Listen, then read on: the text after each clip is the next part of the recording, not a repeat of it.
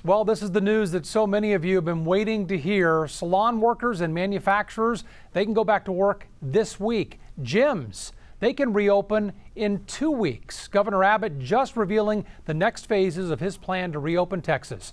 Sherman Chow is breaking it all down for us. A lot there, Sherman. Big developments. Let's start with some clarifications, as he called it. Beaches will be treated like parks with 6 feet between parties. Groups may not exceed 5 or the members of a household, whichever number is greater. Big question, as you know, this past weekend in Galveston. Now, to the biggie that you mentioned, that is absolutely correct. We are going to be able to get a haircut and more starting on this Friday. Let's take a look at that information now.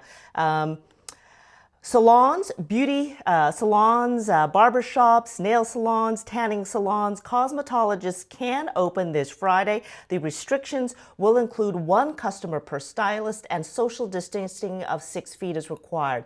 Then on Monday, May 18th, non-essential manufacturing, businesses and office buildings can reopen at 25% of the workforce. Gyms and exercise facilities may also reopen, but again, with restrictions. Showers and locker rooms must remain closed during this first phase. Again, detailed standards will be provided. Here are a few. All equipment must be disinfected after each use. Customers should wear gloves that cover the whole hand and fingers.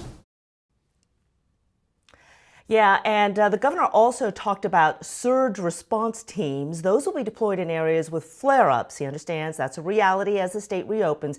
In particular, he is concerned about areas in the Panhandle that have meat processing plants. A lot of folks have also been asking about bars. Well, there is no word yet on that. Governor saying he is soliciting information from bar owners on how to reopen.